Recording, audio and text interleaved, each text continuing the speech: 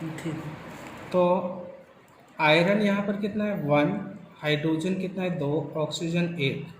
अब हम उत्पाद की ओर देखें, यहाँ पर लिख दीजिए उत्पाद ताकि आपको समझ में आए, और इधर है अभिकारक। ठीक है, तो यहाँ पर आयरन कितना है 3 है, 3 लिखा हमने। हाइड्रोजन कितना है 2, 2 लिखा। ऑक्सीजन कितना है 4। अब टोटल कीजिए परमाणु क्रमांक कितना होता है 4 3 7 8 9 हो रहे, और इधर हो रहे 2 3 4। तो यहाँ पर समीकरण संतुलित नहीं है। अभिकारक और परमाणु क्रमांक 4 है, जबकि उत्पाद की ओर 9 है। तो अब ये समीकरण को हमें क्या करना है, संतुलित करना है। तो संतुलित कैसे करेंगे आप, तो देखिए संतुलित करने के लिए हमने क्या किया है, आपको मैं शब्द में लिख दिया हूँ ताकि आपको मौखिक से ज़्यादा शब्द याद रहे। तो समीकरण संतुलित करने के लिए सबसे पहले अधिक परमाणु वाले तत्व या यौगिक को लेंगे। ध्यान से समझिए, समीकरण संतुलित करने के लिए सबसे पहले अधिक परमाणु वाले तत्वों या यौगिकों को लेंगे। तो आप इस रासायनिक समीकरण में देखिए कि सबसे ज़्यादा, ठीक है, सबसे ज़्यादा जो परमाणु क्रमांक है वो किसका है, ऑक्सीजन का। ऑक्सीजन का है, कितना है 4 है। ठीक है, जब 4 है, मैं यहाँ पर एक बार लिख देता हूँ फिर से, Fe प्लस H2O ये बना रहा है Fe3O4 प्लस H2। ठीक है, तो यहाँ पर ये समीकरण हमारा जो पीछे अभी था ये मूल समीकरण है। अब इन्हें हमें संतुलित करना है। तो ये मूल समीकरण में आप देखिए कि सबसे ज़्यादा परमाणु, अभी लिखा है ना मैंने कि अधिक परमाणु वाले तत्व या यौगिक को लेंगे। तो यहाँ पर सबसे अधिक परमाणु वाले तत्व क्या है, तो ऑक्सीजन है, क्योंकि इसका कितना है 4। ठीक है, 4 है। तो यहाँ पर देखिए अभिकारक के और जब ऑक्सीजन है तो इसका 4 है क्या, नहीं है। तो यहाँ जब 4 है तो चलिए यहाँ पर लिख दीजिए आप 4। ठीक है, अब ये ऑक्सीजन यहाँ भी 4, यहाँ भी 4 हो गया। अब दूसरा स्टेप, अब हम दूसरी बार में सबसे ज़्यादा परमाणु जो है वो है Fe का, इसलिए Fe को बराबर करेंगे। यहाँ पर हमने ऑक्सीजन को बराबर किया क्योंकि ऑक्सीजन का परमाणु 4 था, तो हमने इधर अभिकारक की ओर कर दिया 4। अब इसके बाद किसका आता है, आयरन का। तो देखिए आयरन समीकरण हमने फिर वही लिखा, Fe लिख दिया है। ठीक है, 4H2O जो यहाँ पर आया वो लिखा, Fe3O4 प्लस H2। अब समझिए कि यहाँ पर अभी ये 3 नहीं है। ठीक है, ये 3 नहीं है, 3 को आप मत लीजिए अभी। तो समीकरण ये मूल समीकरण हमारा आएगा Fe प्लस 4H2O, तब जाकर के बनाता है Fe3O4 प्लस H2। तो यहाँ पर ऑक्सीजन को तो हमने संतुलित कर दिया। इसके बाद परमाणु क्रमांक किसका ज़्यादा है, तो आयरन का है। तो कितना है यहाँ पर 3। तो अभिकारक के और आयरन का कुछ भी नहीं है, तो हमने यहाँ लिख दिया 3। तो अब दोनों और हो गया कि नहीं, इधर भी 3 यहाँ भी 3, और 2 स्टेप हमारा अब चढ़ गया। यहाँ पर ऑक्सीजन 4 और यहाँ भी हमने कर दिया ऑक्सीजन 4। अब तीसरा स्टेप लेते हैं कि आयरन के बाद किसका परमाणु क्रमांक है ज़्यादा। तो आयरन के बाद हाइड्रोजन के परमाणु संख्या ज़्यादा है, इसलिए अब हाइड्रोजन को संतुलित करेंगे। तो देखिए मूल समीकरण पहले हम लेते हैं 3Fe प्लस 4H2O। ठीक है, तब जाकर के बना रहा है Fe3O4 प्लस H2। यहाँ पर 4 को आप अभी छोड़ दीजिए। ठीक है, 4 को मत लीजिए, 4 समझिए है ही नहीं।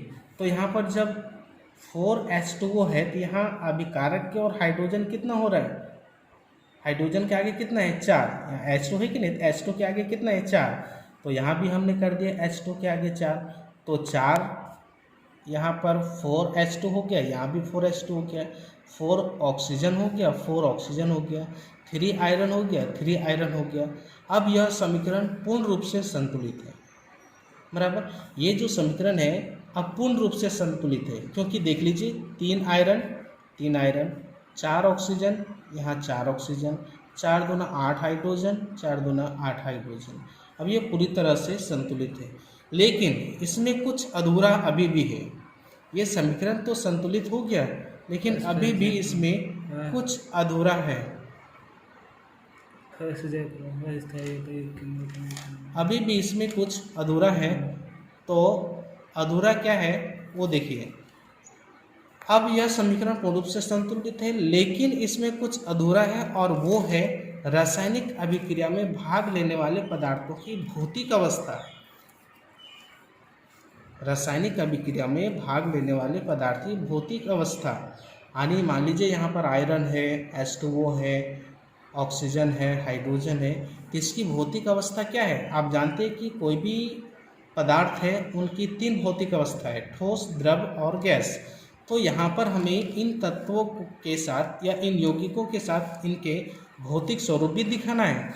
अर्थात देखिए अब कैसे लिखना है, 3Fe, तो आयरन जो है उसका अवस्था क्या है? सॉलिड, S, सॉलिड को S लिखते हैं, S मतलब हो गया ठोस। यहाँ पर 4H2O, यहाँ पर जो हमने इसकी भौतिक अवस्था लिखा है वो है G का मतलब हो गया गैस। अर्थात यहाँ पर जो H2O है अभिक्रिया में जल का उपयोग भाप के रूप में किया जा रहा है, ना कि लिक्विड द्रव के रूप में। H2O का उपयोग यहाँ पर भाप के रूप में किया जा रहा है। इसके बाद बनाता है Fe3O4, जो कि ये सॉलिड है, S लिखा है हमने, ध्यान से देखिए, S मतलब सॉलिड। इसके बाद है H2, ब्रैकेट में लिखा हमने G का मतलब हो गया गैस। यानी ये चीज़ भी इनके साथ आपको लिखना बहुत ही ज़रूरी है, और ये इस तत्व के भौतिक अवस्था को दर्शाता है कि ये ठोस है या द्रव है या गैसेस है, बराबर। तो यहाँ पर अब इसके बाद देखिए आगे कुछ रासायनिक समीकरण हम लेते हैं। कुछ रासायनिक समीकरण लेते हैं, जैसे कि मान लीजिए example for H2 2H2 plus O2। देखिए यहाँ पर इसका हमने भौतिक अवस्था भी दर्शाया है, हाइड्रोजन गैस है, ऑक्सीजन भी गैस है, तब जाकर मिला बनता है ये H2O, ठीक है, 2H2O। ये क्या है? लिक्विड है। तो यहाँ पर रासायनिक समीकरण संतुलित करना आवश्यक है, तो आप ध्यान दें। ये 2 और 2 कैसे आया वो आपको समझाता हूँ। जैसे H2 है और यहाँ पर है O2, ठीक है, H2 और O2 तो बनाता है H2O। तो देखिए हाइड्रोजन यहाँ 2 है, यहाँ भी 2 है, यहाँ ऑक्सीजन 2 है, लेकिन यहाँ एक भी नहीं था, इसलिए हम इसके आगे 2 लगा दिया। तो जब 2 ऑक्सीजन हुआ तो हाइड्रोजन की संख्या बढ़ गया, 4 हो गया। तो यहाँ हाइड्रोजन 2 ही है, इसलिए 2 के भी आगे हमने, जैसे देखिए आपको मैं वापस समझा रहा हूँ, H2 प्लस O2 क्या बना रहा है? H2O। अब देखिए ऑक्सीजन यहाँ पर 2 है, यहाँ एक भी नहीं है, यहाँ हाइड्रोजन 2 है, यहाँ हाइड्रोजन एक भी नहीं, सॉरी, यहाँ हाइड्रोजन 2, यहाँ भी हाइड्रोजन 2, यहाँ ऑक्सीजन 2, यहाँ पर ऑक्सीजन एक भी नहीं।